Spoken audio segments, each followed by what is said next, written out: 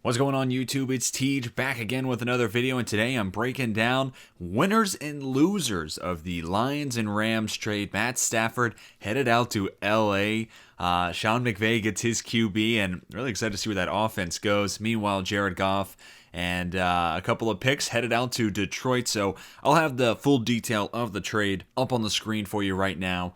Honestly, I think this trade works out for both sides, but I'm going to give you three winners in specific and three losers from this trade. Starting with winner number one, it's got to be Matt Stafford. I'm going to start with some obvious winner and then the obvious loser from this, but Stafford's definitely the winner. He goes from a desolate franchise that has given him one winning season. Now he goes and gets to be part of a real, not only playoff contender, but Super Bowl contender. He goes from playing for Matt Patricia over the last few years and getting a first-time head coach in Dan Campbell, if he stayed this season, to going to an offensive guru in Sean McVay. And McVay took Jared Goff to a Super Bowl. Imagine the heights he can lift Matt Stafford to. He's got a good wide receiver core of Robert Woods and Cooper Kupp. And don't forget about Van Jefferson. A lot of people have not mentioned him when talking about the weapons for LA, but he impressed me on Hard Knocks last year, and even in the limited opportunities he's gotten, he was effective last season. I think next year he'll be a breakout player for that offense. And then, of course, you got Cam Akers, Darrell Henderson Jr., solid running backs. They need to address offensive line, which is really the toughest part for LA with no first-round picks. They haven't made a first-round pick since they took Jared Goff first overall, which is just crazy. But they have some mid-round picks, even though their third-round pick is going to Detroit in this deal. Ultimately, I think the Rams will be able to put a group together that's, at least league average when it comes to keeping Matt Stafford upright, helping in the running game, all the likes. But obviously, Matt Stafford, a huge winner out of this trade. And our first loser is a pretty obvious one, Jared Goff. Look, he goes from playing for Sean McVay to playing for Dan Campbell, and that's not necessarily a bad thing. We don't know the narrative on Campbell as a coach, but there is definitely a drop-off going from one of the best offensive minds in the game to a first-time head coach. And he also goes from the California boy playing in his home state to playing in Detroit. And that's nothing to say against the city of Detroit. It's a great place. If you've been there, But it's just a huge shift for him. But also when it comes to weapons, we're going to talk about this wide receiver core for Detroit a little bit later on in this video. You go from having Woods, Kupp, Akers and company to Swift's a nice piece, Hawkinson's a good player, and a lot of question marks elsewhere. The Lions don't really have a great offensive line. Frank Ragnow's really good, but that's really about it. So for Jared Goff, he goes from a great scheme with great weapons to, a bunch of question marks when it comes to weapons and what the offense is going to look like. I will say, though, Anthony Lynn as the OC gives me hope that Goff can still be good. And I'm not necessarily a Goff hater. I think he's a solid player. He's not great, but I think he can be a top 20 level QB for sure. Maybe even play his way into the top 15. We've seen glimpses there. He's not necessarily the smartest QB. He has a problem with sticking onto one read, and McVay wasn't able to shake that from him. And that's part of why when you see this picture I picked for Goff, McVay's in the background. McVay kind of lost confidence in Goff, and that's ultimately why we are where we are and why this trade happened. But back to Anthony Lynn. When he was last an OC, he had the Buffalo Bills as the number one rushing attack in the league. That was back in 2016. And I think if the Lions can establish a good run game, get a lot from DeAndre Swift, Kerryon Johnson, maybe they bring AP back. If they can be a run-first team, that helps lighten the load for Jared Goff. And it can put him in a spot where he can be a league average to an above-average QB. But they will need weapons on the outside, which, again, we'll talk about here in a second. And our second winner may be a bit controversial. I'd love to know y'all's thoughts on this, so comment down below if you think I'm crazy. But I got Brad Holmes as the second winner of this trade. His first deal he makes as the GM of Detroit, he partners with, his former employee in the LA Rams. And here he gets an opportunity to QB he's familiar with. And maybe Goff is the franchise QB. If not, you got 2 extra first-round picks in 2022 and 2023 to try to move up and find that QB.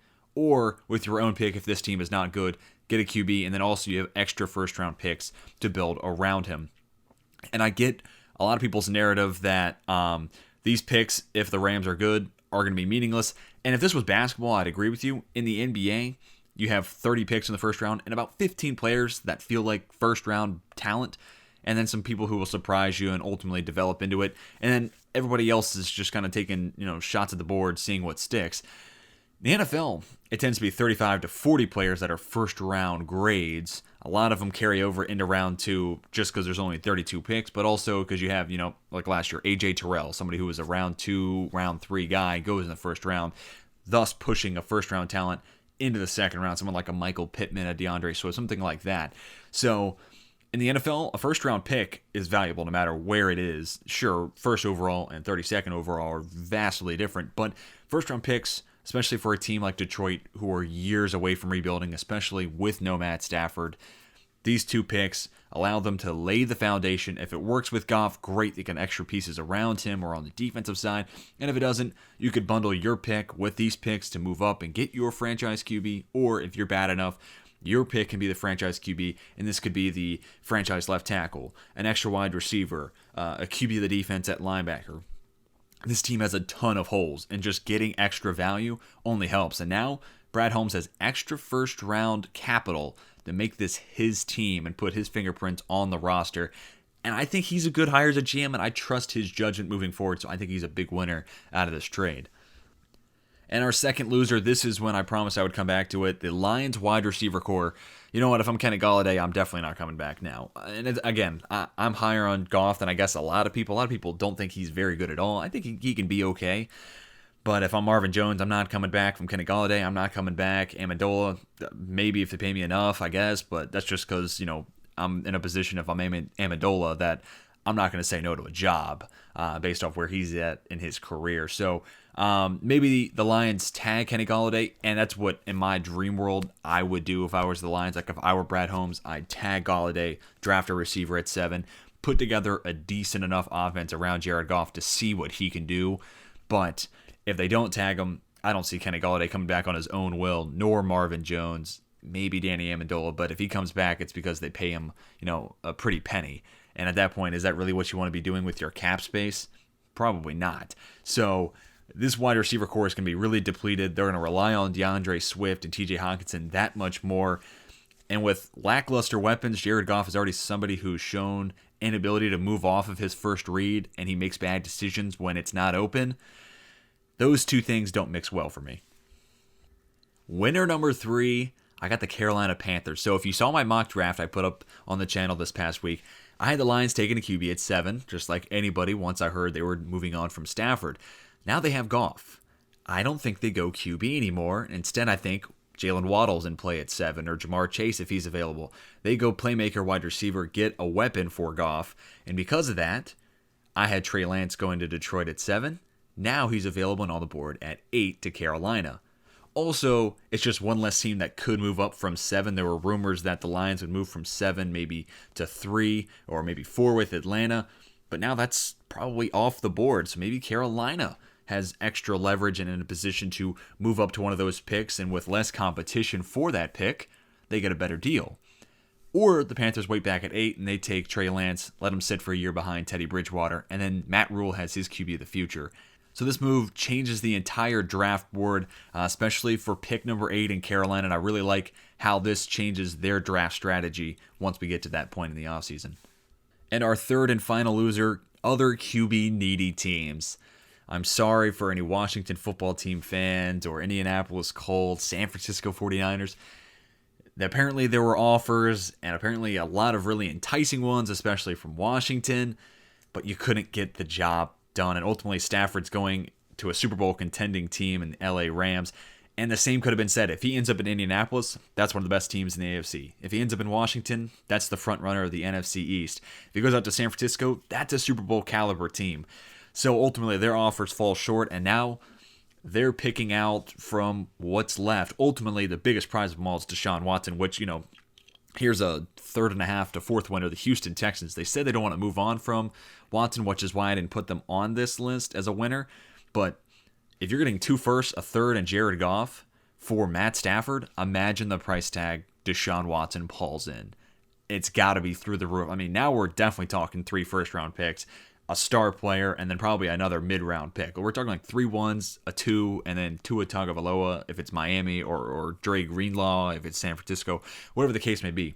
3 firsts, a second or a third, and a star player for sure for Deshaun Watson. But these QB-needy teams that missed out on Stafford, big change to how they had to tackle their offseason. And now you're looking at someone like maybe even Chicago. I didn't mention them, but Chicago. Now they're, instead of getting Matt Stafford, they probably weren't going to get him in division, but now they have to go and give up that much more for Deshaun Watson. Or a team like Washington, maybe they're settling for Cam Newton or Ryan Fitzpatrick now. That's a huge drop-off, and that's why they're our third and final loser of the trade.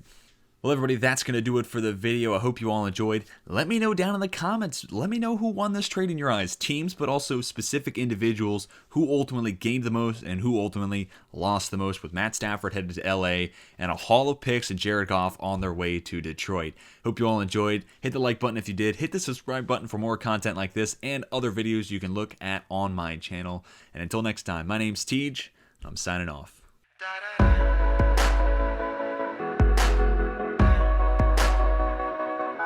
Part of the last generation that remembers time like God.